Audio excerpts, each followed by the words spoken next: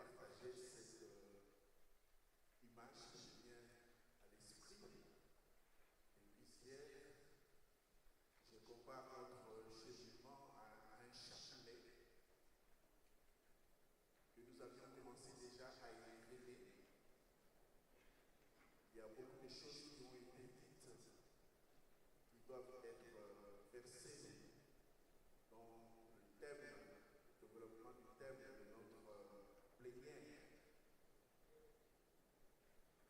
le thème central,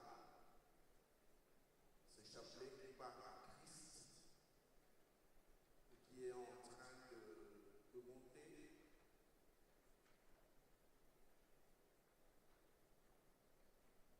Pour revenir à lui, et je remercie le cardinal Cristobal pour son interpellation de tout à l'heure, son souvenir. Christ est source de notre espérance, notre réconciliation et de notre paix. Et c'est aussi vers lui que nous tendons, c'est lui l'achèvement, il est l'alpha et l'oméga. Le Christ, source d'espérance, de réconciliation et de paix. La vision de l'Église famille des dieux en Afrique pour les 25 prochaines années. Éminence, le cardinal président du CHEAM. Éminence, Excellence, membre du bureau de la présidence du CHEAM. Excellence, Révérends, révérendes, mesdames et messieurs, chers membres des églises sœurs, chers invités, l'Association de conférences épiscopales de l'Afrique centrale, ACEAC en sigle, est heureuse d'accueillir et d'abriter dans l'un de ses pays membres les présents travaux de cette 20e assemblée plénière du Symposium des conférences épiscopales d'Afrique et Madagascar, CHEAM. Elles sont réjouies d'autant plus que 12 ans après la rencontre de Kinshasa en République démocratique du Congo, nous sommes donc en 2013, c'est un autre pays de notre région qui accueille dans la foi et la fraternité les réflexions collégiales des églises d'Afrique et Madagascar, à savoir le Rwanda, dans cette magnifique capitale et ville de Kigali. En ce temps particulier où la région des Grands Lacs traverse des turbulences politiques dans les relations interétatiques, des guerres et des déplacements forcés des populations, ces assises revêtent une signification particulière et symbolique, et le cardinal président du CHEAM l'a souligné. Elles sont un témoignage vivant et vrai des sollicitudes, d'unité et de solidarité authentique de l'ensemble de l'Église famille des dieux de l'Afrique. Voilà pourquoi, tout en vous souhaitant une cordiale bienvenue, nous vous exprimons notre sincère gratitude. Éminence, Excellences, frères et sœurs, l'année 1969, parce que c'est cela aussi la CEAC, le CHEAM. Le CHEAM, c'est des dates, c'est des lieux, c'est des thèmes. L'année 1969 fut une année de grâce et de bienfaits reçus du Seigneur pour l'Église africaine et le peuple africain tout entier. En effet, Quelques années après la clôture du Concile Vatican II, la terre africaine eut les privilèges d'accueillir pour la première fois sur son sol la visite d'un souverain pontife, le pape Paul VI, à Kampala, en Ouganda. L'on se souvient de ses paroles prophétiques et engageantes pour les chrétiens et peuples africains.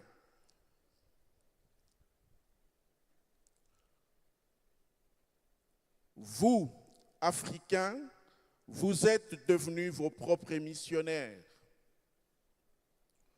Ou encore, vous pouvez et vous devez avoir un christianisme africain. Cette visite fut aussi l'occasion du lancement officiel du symposium des conférences épiscopales d'Afrique et Madagascar. C'est son mythe fondateur. En 2019, les Chéam s'est justement réunis dans la même ville de Kampala pour célébrer ses 50 ans d'existence. Les festivités de ce jubilé d'or furent clôturées par une somptueuse Eucharistie à Namugongo, au sanctuaire de 22 martyrs de l'Ouganda, exécutés au XIXe siècle pour leur foi. Ce fut une occasion pour l'Église d'Afrique et Madagascar de méditer sur ces défis majeurs et les problèmes de société auxquels font face nos populations. Les défis économiques, les défis socio-culturels, les défis écologiques, les défis éthiques, ainsi que les défis qui résultent de la mondialisation et de la post-modernité. 6 ans plus tard, nous voilà réunis aujourd'hui à Kigali après la célébration par l'ensemble de l'Église du synode sur la synodalité.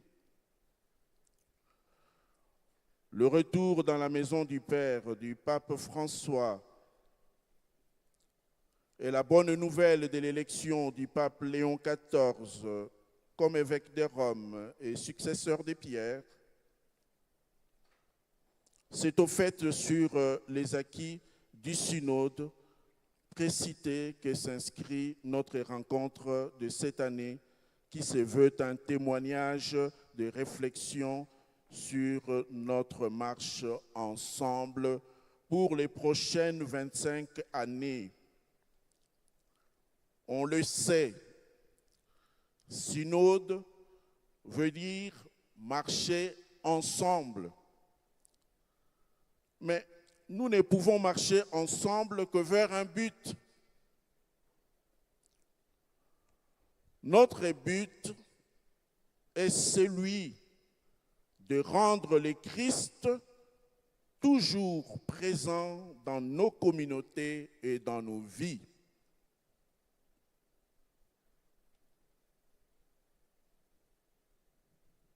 Le Christ est la fin ultime de notre synode. Il est la raison d'être de notre espérance et de notre engagement à porter la croix à sa suite. Il est notre espérance et le chemin qui nous conduit à la vérité tout entière et à la vie en abondance. Oui, frères et sœurs, comme le disait à son temps le pape Jean-Paul II dans l'exhortation post-synodale Ecclesia in Africa, l'Afrique, hier et aujourd'hui, est comparable à l'homme qui partait de Jérusalem et descendait à Jéricho. Cet homme, malheureusement, tomba sur des bandits qui, en plus de l'avoir dépouillé de tout, le rouèrent de coups et le laissèrent à demi-mort. En effet, en plus d'être un théâtre de violence, de guerres interminables et imposées, des dépouillements au sens propre et au figuré, l'Afrique est aujourd'hui par terre. C'est d'autant plus vrai qu'à l'occasion de la Journée pour l'Afrique, journée célébrée par l'Union africaine le 25 mai, le président du CHEAM, son éminence Fridolin Cardinal Ambongo, nous invitait à être des architectes de l'Afrique que nous voulons. Mais quelle Afrique? Une Afrique dont les populations sont confrontées au fléau de l'injustice, du terrorisme, des conflits, des réfugiés et personnes déplacées, de la traite des êtres humains, de la pauvreté, de l'accès difficile aux soins de santé et à l'éducation. Pour ne parler que de cela, c'est ce tableau sombre. Ces propos du cardinal président relayent au fait le cri et les interpellations du CHEAM depuis sa création. Nous remercions beaucoup le Monseigneur Charles qui, par une approche diachronique, nous a rappelé tout ce parcours de notre association. Mais pour ne pas céder à la résignation ou tomber dans la fatalité, l'antidote véritable est justement l'annonce joyeuse de l'espérance chrétienne. J'étais personnellement quelque peu édifié par les propos du Premier ministre de ce pays qui nous accueille, qui a exprimé cette attente immense de nos gouvernants, de nos pays. L'attente est là, c'est peut-être nous qui donnons peu ou qui donnons mal. Cela tombe à point nommé, étant donné que cette année jubilaire est une année d'espérance. De même, l'instrumentum laboris du synode sur la synodalité rappelait à juste titre que le but du processus synodal n'est pas de produire des documents,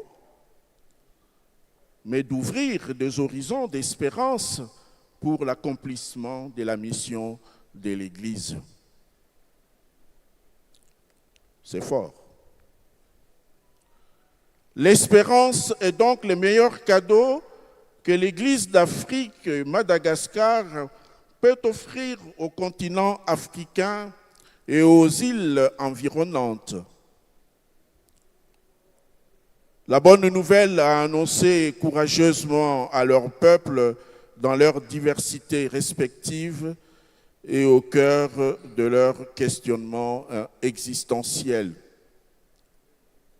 Merci également à Monseigneur Nicolas de nous avoir rappelé toute cette diversité, cette Afrique plurielle, cette plurivocité. Et il appartient aussi à notre symposium de voir comment se faire dialoguer cette diversité qui est une richesse en fait de notre continent. Mais merci aussi au cardinal Fridolin d'avoir rappelé que notre présence ici au Rwanda n'est pas un fait du hasard. Il avait été soumis à un discernement spirituel. Et nous sommes au Rwanda et nous parlons de l'espérance. Cependant, l'espérance chrétienne n'est ni une illusion, ni une hallucination, encore moins une passivité infantilisante de l'humain au risque de tomber dans le piège de l'obésité spirituelle et de faire de la religion chrétienne, comme le pensait Karl Marx, l'opium du peuple. Non, l'espérance chrétienne est une source d'énergie qui, sans perdre de vue la dimension eschatologique et spirituelle, nous pousse à la fois à l'implication et à l'engagement en vue de la transformation du monde. L'espérance chrétienne est donc la cheville qui allie et relie le déjà là et le pas encore du royaume des cieux. Particulièrement pour l'Afrique et les îles, l'espérance chrétienne nous engage à travailler pour la justice, la réconciliation et la paix. Lors de sa première sortie après son élection, les premiers mots prononcés par le pape Léon XIV étaient « La paix soit avec vous ». Oui, le monde en général et l'Afrique en particulier ont besoin de la paix qui devient de plus en plus une denrée rare de nos jours. Quand on regarde la télévision, c'est autre chose qui nous est offert. Cette paix passe entre autres par la justice et surtout par la réconciliation, comme le préconisait le pape Benoît XVI dans l'exhortation post-synodale Africe Monus. Pour qu'il y ait la paix véritable en Afrique, en plus des autres efforts, les fils et filles de ce continent et de ces îles de surcroît chrétiens doivent se réconcilier avec eux-mêmes, entre eux, avec les ancêtres au cœur droit, les non encore nés, le cosmos et Dieu en Jésus-Christ, le proto-ancêtre, pour que là où il y a de la haine, ils mettent l'amour. Que là où il y a l'offense, ils mettent le pardon. Que là où il y a la discorde, ils mettent l'union. Que là où il y a les désespoirs, ils mettent l'espérance. Que là où il y a les ténèbres, ils mettent la lumière. Confère Saint François d'Assise. Sur ce chemin de la réconciliation et des quêtes de la paix, le Shéam peut s'appuyer sur la conception de l'Église comme famille de Dieu et sur les concepts programmes d'Ubuntu qui a été déjà évoqué ici et par Monseigneur Charles et par son éminence le cardinal président. En effet, dans les sociétés et traditions africaines, la famille est une institution centrale et incontournable. L'individu est parce que la famille est, et vice-versa. L'individu n'existe pas comme un morceau,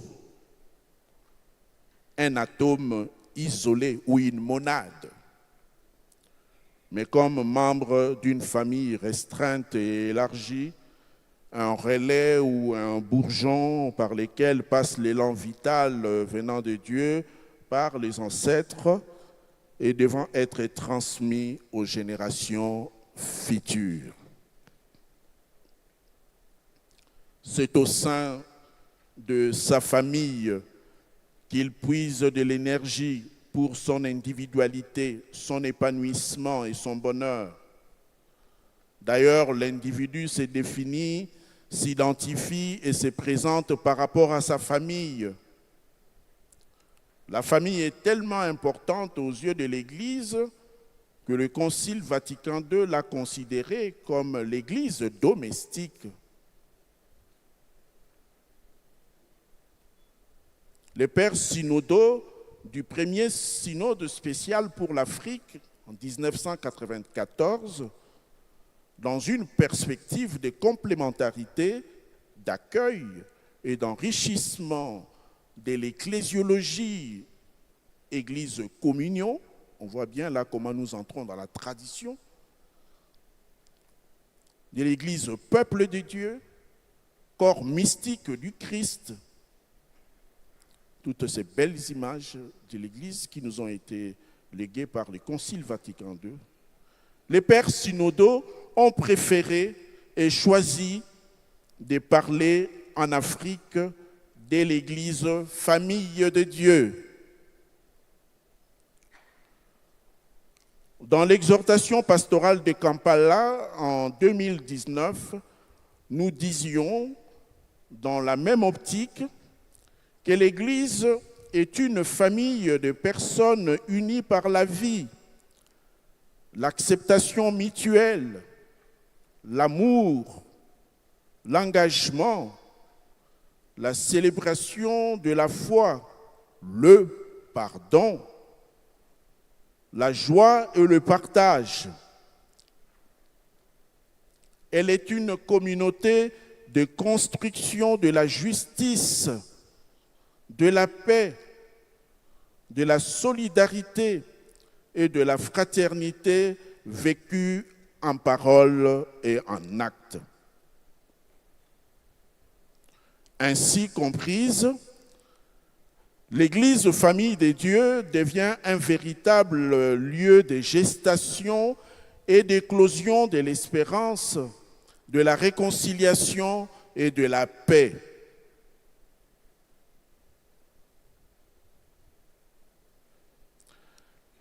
Quant à l'Ubuntu, il faut noter que ces dernières années, pour exprimer l'excellence de vie et de bonheur en Afrique, les théologiens, les philosophes, les anthropologues et les sociologues conviennent de recourir au concept de l'Ubuntu. En Xhosa et en Zoulou, l'idée derrière Ubuntu est parfaitement représentée par le proverbe Umuntu Gumuntu Gabantu, qui se traduit par toute personne n'est personne qu'à travers d'autres personnes. Comme pour dire, tout ce qu'on apprend et tout ce qu'on vit dans ce monde se fait à travers notre relation avec les autres. Au Rwanda et au Burundi, Ubuntu signifie générosité humaine. Dans certaines parties du Kenya, Utu signifie que chaque action devrait être entreprise pour les biens de la communauté. La signification commune à tous ces termes est « je ne suis que parce que tu es ». Ceci revient à dire qu'il n'y a pas d'homme au sens noble du terme tant qu'il n'est pas en harmonie avec les autres. Ubuntu est donc un concept transversal qui traduit une humanité authentique dans la communauté.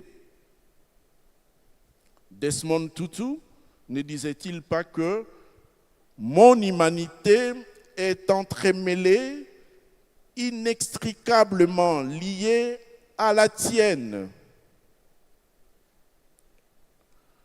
pour signifier la qualité inhérente au fait d'être une personne parmi d'autres personnes. Une personne qui a de l'Ubuntu est ouverte, disponible et solidaire avec les autres. Pour Desmond Tutu, notre humanité est indissociable de celle des autres. Un être humain isolé, solitaire, est véritablement une contradiction dans les termes. Plaise au ciel en Jésus-Christ que nous puissions apporter cette belle base à l'humanité. Au monde quelque peu individualiste, égoïste, égocentrique. En réalité, plus qu'un simple concept, l'Ubuntu est une philosophie et une anthropologie qui accorde la primauté à la relationnalité ontologique de l'être humain et peut se décliner selon les auteurs comme suit: je suis parce que nous sommes. Et puisque nous sommes, je suis. J'existe parce que tu existes. Et puisque tu existes, j'existe.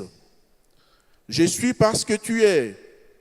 Une personne est une personne à cause ou à travers les autres, ou tout simplement un être humain dépend des autres pour être une personne.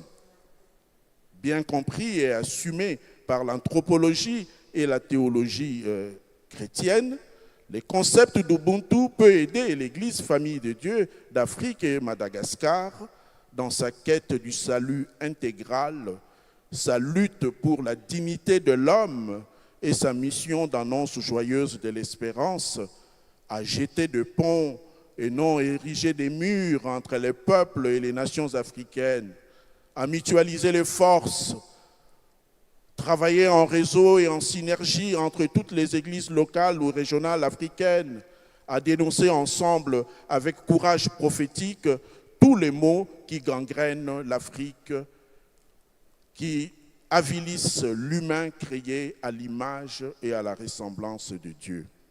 Éminence, Excellences, frères et sœurs, au nom de la CEAC, nous pensons que l'heure est venue pour les Chéam, en se projetant dans les 25 prochaines années, de prendre au sérieux le nouveau défi auquel les pays et les églises africaines font face aujourd'hui.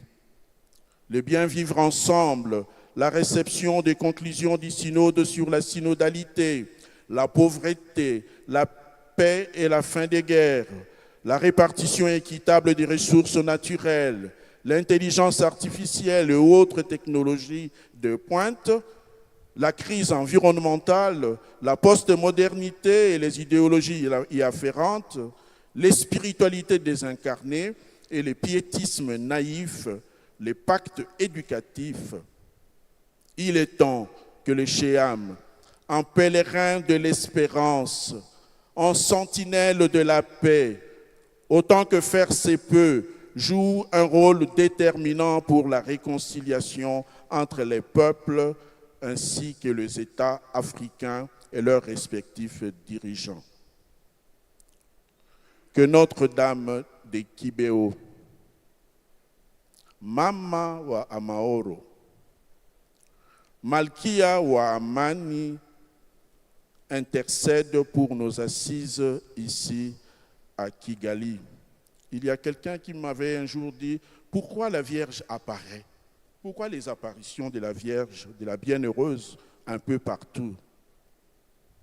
Mais parce que la mère, à l'instar d'une mère poule, ne peut rester éloignée de ses enfants surtout lorsqu'ils sont en danger. Je vous remercie.